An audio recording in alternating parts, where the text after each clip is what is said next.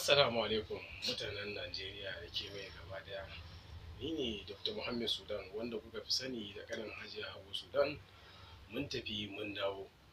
Mun kawo muku kaya iri daban-daban da su zuwa neman mu mun yi tafiya akan yawon da muke yi, amma yanzu mun dawo shago zaman dindindin. Insha Allah rabbi kuka zo za ku samu waraka da kayayyaki dai iri daban-daban. Mun kawo muku kaya latest iri daban-daban, sai kun garzayo kun zo kun samu garaɓasa kamar irin kayan show glass ga su nan iri daban-daban, irin kayan amare na show glass da muke badawa, irin su modifier, su containers na zamani, su bononi na zamani, kuma akwai wata bona na ruwa wanda ba sai kin sha wahala ba. Za ki zuba ruwa a cikinta iya modifier, kawai sai ki zuba madaran turare ko lailatul sahara ko rumfureshina, amma banda na oil. Kawai kamshi zai dinga ba gida kamshi da falo da ko'ina. Insha Allah rabbi kika zo za ki samu waraka. Wannan modifier da kike gani nake nuna miki, sai ki yi shekara kina amfani da shi, baya ɓacewa. 24 hours yake zai bada gida kamshi da falo da ko'ina zai bada insha Allah rabbi. Kuma muna da turaruka iri daban-daban, su humurori, akwai su farce, su hawi, su gab wanda insha Allah rabbi kika sa a cikin ɗaki zai kayatar miki da ɗaki iri daban-daban. Kaman ga hawi da farce irin na amare, wanda in kika sha ɗaya kika sa irin namu na Sudan, shine muka zo muku da shi tsaraba. Kun kalle shi nan, shine nan hawi ne da farce da kaya dai iri daban-daban. Insha Allah rabbi in dai kika sa kin gama komai, wanda insha Allah rabbi mai gida ba zai dinga sha'awan wata ƴa mace ba in ba ke ba. Ga hawi nan shi kuma shi wannan sirri ne, wanda in kika sa a gida zai buɗa da ɗaki, wanda angon zai ce miki wannan ina kika samu, yake ce Hajiya Hauwa Sudan ne ta kawo tsaraba. Insha Allah rabbi kika zo za ki samu waraka. Wannan ina ƙayatarwa amare ku garzayo shagon Hajiya Hauwa Sudan. Muna nan titin Zoo Road, wanda aka fi sanin mu da Fidelity, wanda aka buɗe sabo. Ina gayyatar mutane su garzayo. Kin san turaren wuta shine yake entertainment din namiji, wanda zai yi sha'awanki, ba zai taɓa sha'awan wata ƴa mace ba in ba ke ba. Ba boka ba malam, kamshi da humura da turare in kin yarda da su kin gama da namiji. Kafin mai gida ya zo kin yi wanka, kin ɗaura abinci, kin yi komai, ki ɗauko turare ki zuba, ki yi tsugunno ki turara jikinki, wanda in ya zo ba zai yi sha'awa ko ya ce zai je wajen abokanansa hira ba, ko ya ce zai je kallon ball. Wannan kamshin turaren shi zai entertainment nashi, ya ji ba zai yi sha'awan wata ƴa mace ba ko ya je wajen abokanansa fira ba. Insha Allah rabbi kika zo za ku samu zaman lafiya da mai gidanki ko da saurayinki, wanda ko kina shafa turare. Kin san turare iya janyo hankalin namiji, ko namiji ma in baya fesa turare baya sawa, mace ma ba za ta yi sha'awarsa ba. Kuma wani mace tana sha'awar namiji ya yi tsafta, ko mijinki ne za ki ga ya yi tsafta, ya yi kwas ke ma za ki dinga jin daɗi a tattare da ki. Shi ma haka zalika, in kina tsafta jikinki zai dinga nishaɗi da annushuwa a tattare da ki, wanda za ki ga ba ki da sha'awar wani namiji in ba mai gidanki ba.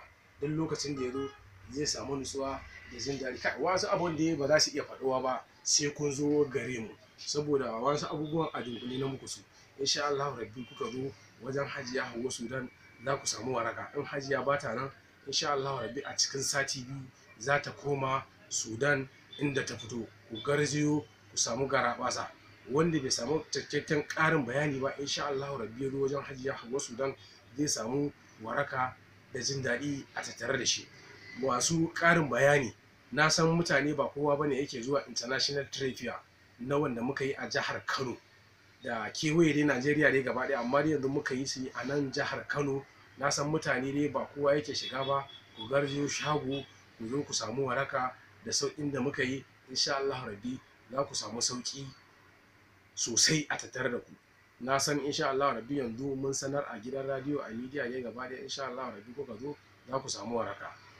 Masu neman mijin aure insha Allah rabbi suka zo wajen Dr. Muhammad Sudan, insha Allah rabbi za ku samu cikakken bayani.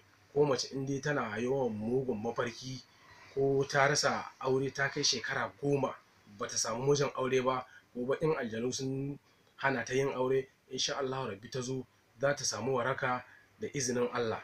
saboda zamaninmu na yanzu in baka tashi ka nema magani ba wannan abubuwan duk ba zai yi ba, saboda kasancewa ta farko akwai magani hakika garari.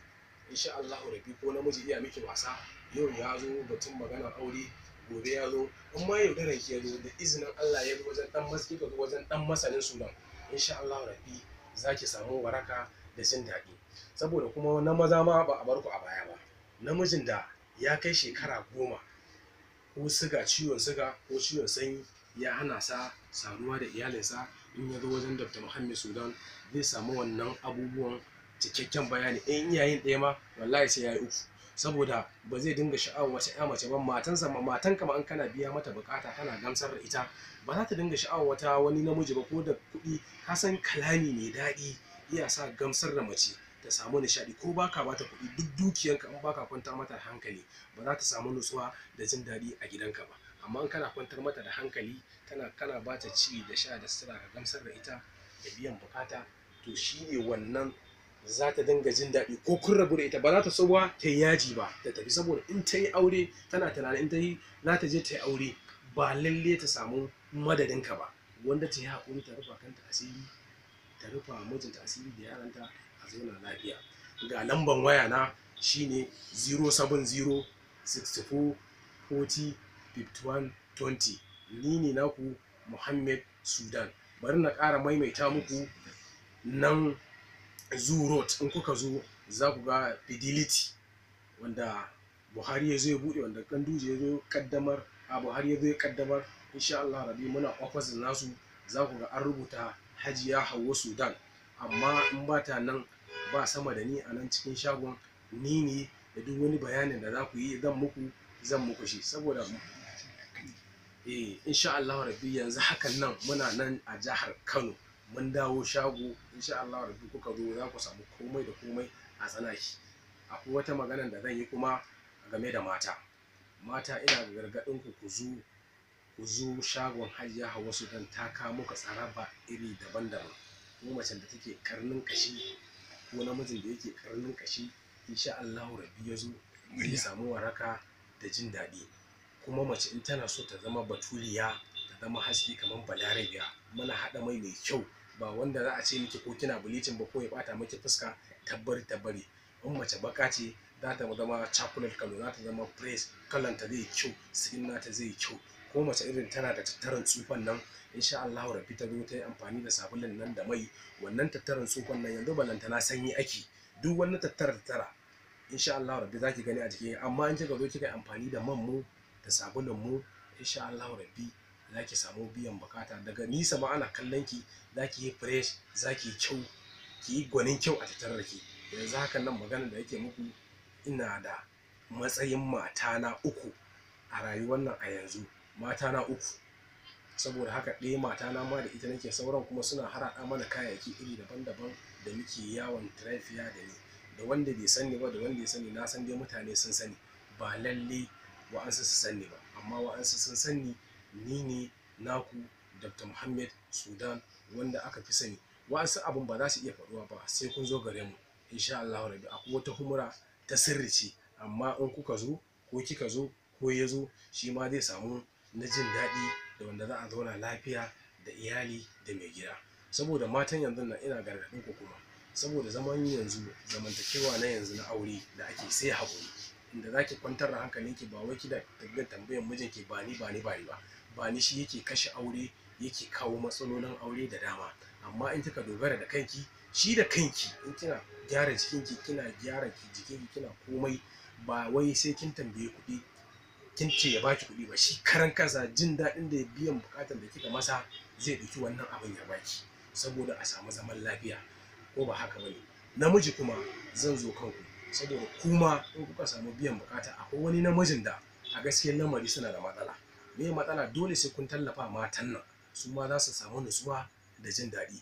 Kaga in kana taimaka mata, kai ma ba lalle wani lokaci in ka zo za ka samu biyan bukata kafin ka a ce ka yi abu kaza, ita ta zartar da wannan abun. Amma in ka riƙe hannunka ba ka taimaka mata, to wanda sana'a za ta yi, ina za ta fita?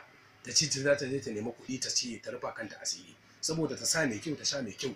Ko waje ita fita za a ce a matan wani kaza ne, wasu mazan ba sa yi. Saboda me yake kawo wannan abun? saboda rashin kula. Amma namiji in ya kula da shi, matan ma an kace ta tafi gidansu wallahi ba za ta tafi ba, saboda irin kula da kake mata da nagartan da kake mata ake samun nutsuwa da jin daɗi. Ko ba haka? Kuma mata fa ba wai ina muku wai dan saboda ku je ku bijira a mazan ku ba, saboda yawan bani shi yake kashe aure.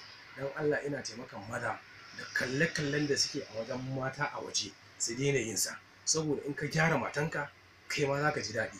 Yau a ce wane matan wane kaza ne ta fito haka, ko wajen biki ko gidan yan uwanta ko ina za ta tafi, kai ma abun sha'awa ne, abun jin daɗi ne, kai ma za ka samu ƙarfin gwiwa. Amma in baka gyara ta, ina za a samu nutsuwa?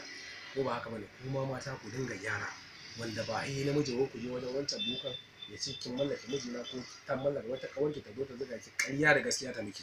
In kina gyara jikinki da turarukan wuta da sabulun dilka da irin kayayyakin mu, wallahi sallahi na gaya miki, mai gidanki ma an ce kara miki aure ba zai yi ba.